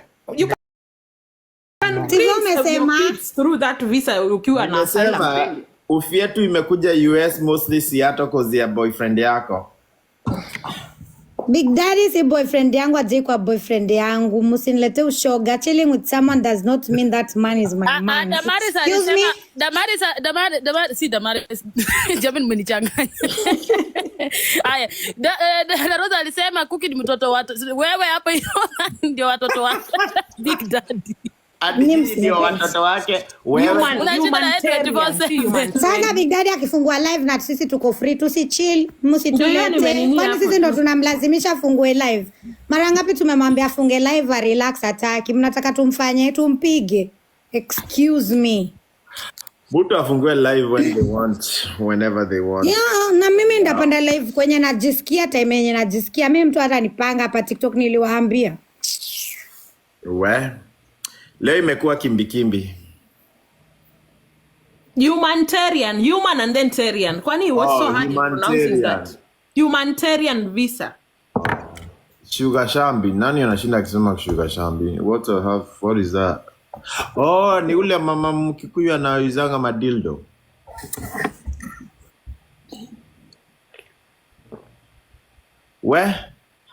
Anyway, umbea imeisha. Leo umetupeleka around, yani mpaka mwisho mnakuja. Tumekuwa tumefuata mpea. Mimi kuanzia saa ngapi? Nafuata mpea. Alafu mnamaliza kutufanya wajibu. Mtu ananitukana na ex family yangu. Ex. Aish. Kwani wewe na Diana mlifanyana nini? Huyu mwanamke sijui nilimfanyia nini mimi. Amenikanyaga TikTok left right and center kila siku na mnyamazia simjibungu. Kwanza alianza na ile time alinianika na J1 kunita mwizi ati nimeibia watu 100 million. Ulimbia watu. Ndio yeye alinishtakia DHS na napinga. Unajua anasema DHS haiwezi nitumia barua, but DHS since it was under a visa type ni inaenda kwa immigration automatically. Nikatumiwa na USIS. DHS ni Department of Homeland Security yenye iko huko juu. By the way, wacha niwaambie watu. Toma hiyo humanitarian visa ina nini? Mnueni hii kitu. Unaona hii kitu hapa? Hii kitu a humanitarian visa. Unaiweka kwa soma hiyo visa. A humanitarian visa also known as kitu imeanza kukuuma. Allows for unaiweka hivi. Unaona sasa? Hebu Steve unyamaze. Pole. Humanitarian visa also known as humanitarian parole allows foreign nationals to temporarily enter. Simu nayo umeingiza kwa mkebe Cookie nyamaza. For urgent humanitarian reasons or emergencies. It's granted sparingly by U.S. Citizenship and Immigration Services, USCIS, to those who wouldn't otherwise qualify for an immigrant visa. Humanitarian parole doesn't lead to legal permanent residency or citizenship. To qualify, a petitioner must demonstrate. So that means you can, hata ukiwa asylum, you can apply for this humanitarian, watoto wako wakuje kama wanateseka. Yes. Ama baba yao amekufa kama huo wa Diana Rose. Juu sasa hawana mtu wa kuangalia. Halafu wakuje wa demonstrate. Maybe they can be of good moral conduct, nini. Yani wakuwe tu na tabia mzuri. And then watafute mtu maybe huku waowe. Then they can apply for themselves. So they can be here without any status. Yes. Yeah, that is the type of visa she used. Anakuja kutuambia because she's under still, it's asylum is still pending. Yeah. Nimesema leo ni chai chai. Mbona hata kutravel kutoka kwa hiyo kona ni ngumu? Mbona watu wanasumbuananga na si watu si wakuje hapa tucheke tusengenyane. Mimi napenda moshene sio vita. Vita saa zingine inabidi, juu saa zingine unachoka kunyamaza. Mimi nilikuwa nimechoka. Steve, thank you for bringing her up. Nilikuwa nataka kurant. Imeniondoka. Nimenyamazia huyo mama since 2021. 2021 nimenyamaza. 2022 Dama. 2023 mpaka 2025 bado uko na mimi. Dama. Anachunguza ni watu wenye nimedate. Shida yake ni gani? Wewe Ready Monique wewe. Bwana ole muthaka. Wewe. Mtu anatafuta hadi information ya mtu watu nimedate. Na huyo Damaris wako. Kwani 100,000 anasema sijui 20 million ilikuwa ni ya wapi uliiba? Sinyamaza kidogo. Yeah, US dollars 80. Uliibia nani? Ati ile time nilikuwa nasaidia watu ku apply J1 visa. Si ndio yeye aliniripotia DHS. Akisema ati na provide visa fake na provide documents fake. Hadi akapigia ule sponsor wa Vineyard. Huyo sponsor wa Vineyard maka sahi alisema hawezi chukua wa Kenya. Yeah, we lost us. Unajua sponsors wa kuleta watu J1 ni watu 652. So we lost one. Now we only have 651. Kwa ya Diana. Ulipata 1 million. Steve Nice unauliza nini? Steve Nice nipate 1 million na niishi kwa rental. Si ningekuwa nimeshanunua nyumba shule. Usikia Steve Nice anauliza Lady Monique nini? Wamenizoea. Wakiwa na nani? Leta chai. Wewe. Chai. Steve Nice anapenda violence, eh? Unaweza kanaangalia hapo ka innocent. Wala Steve Nice anapenda violence. Sikuwa na violence leo. By the way, acha nikwambie, mimi sikuwa niingie live leo. Nilikuwa tu tunapiga story alafu story zikaanza. Lakini mmetu entertain. Na penye nimechukulia ni serious. Mimi mwenyewe nimetumia Steve hiyo green card fake nimeitoa huko kwa. Nimeiona hapa. I knew it. Imagine ningekuwa nimetumia Steve my original documents. Singekuwa ona bado. Nimeiona hapa hivi imekuja hivi, nikaiona. Nikafanya hivi dola. Lakini nasioni majina nikasema wacha niweke Diana. Mimi sikuwa nimeona kitu kingine. Diana amezoom hivi. Alikuwa anafanya. Amechukua screenshot. Amechukua screenshot. Hiyo utacharaza nao for the next one. Utacharaza nayo venye lakini utaambia uko na fake documents. Steve Nice, mimi na swali. Hizo mapicha ulitumiwa uchi hivi na ule mwanamke ule ule wa pumpkin matiti pumpkin hivi. Ile mapicha ulitumiwa. Uko sure kumtumia mjuruzi? Never. Lakini mbona ako na machungu hivi? Na mbona anakutaka kilazima hivi kama si hebu nikuulize, dem ana posting picha zake anaweza kuja live iko na watu 2K na atoe matiti yake nje, like that doesn't bother her at all. Like it's not a big deal to some people. Like to her it's not a big deal at all. Jua hayo machungu yake hiyo yenye venye anasikia hivi ni venye ulimkataa ni kama akona machungu anaona nimemiss kitu fulani hapa ilikuwa nifaa nijaribu. It's okay. Yeah, ni shauli yake, but the one thing you cannot do is accuse somebody of false information. Hiyo inaweza kuletea shida. Huko US, you can accuse somebody, but make sure you accuse somebody for the right reasons. Otherwise, they can come back and here wewe Richard inaitwaje? Like basically they can come and sue you back for that shit. Watu wanamuita Miguu Kiberiti huku chini, kwa nasoma comment Miguu Kiberiti toka hapo. Daisy uko na uchokozi. Lakini sisi uko ni mute. Ngoja ni mute kama Carolem.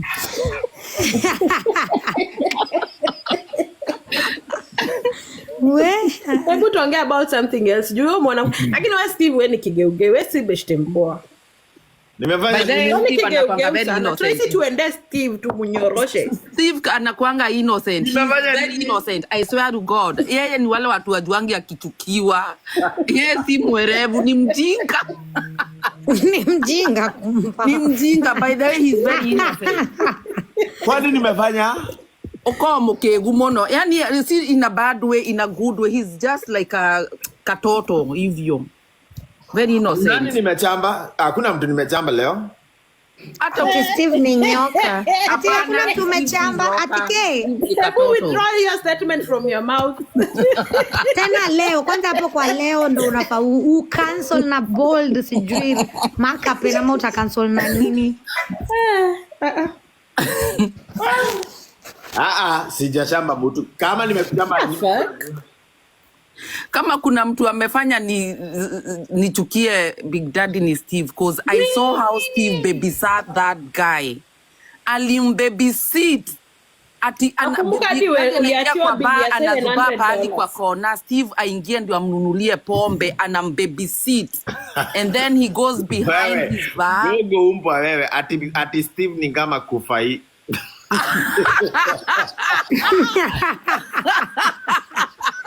Ndo gani? Kuna huyu jamaa mwingine anaitwa Kufai, aisha unamitusi ya Mungu. Mwenye amesema hivyo ukalambwa ni mwenye ameita Steve Kufai, Mungu asiyesamehe. Ate Kufai wito. Waje. Haujawahi Kufai, waje ningoje. That made my day. I think Nigeria amekuita Kufai. SK na ameambiwa kazi yake ni kushangaa. Jerry wa Jeff ndio amekuita ile video yenye nimepost na chani. Haya. Ndo Kufai.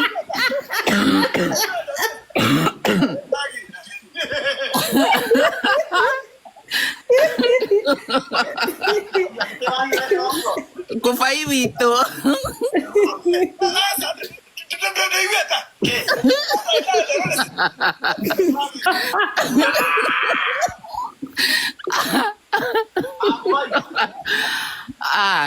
I think Nigeria wa Jeff amekuita Kufai. We Moas ati chakula amekula masaa matatu. Mike Moas anauliza ati hauna chakula. Si umwambie umekula masaa matatu. So thank you so much for watching the video to the end. Remember to like, share, comment, and if you have not subscribed, please make sure you subscribe and put on the notification bell so that you know every time I post a new video. So guys, thank you. I'm gonna see you on my next video. Bye.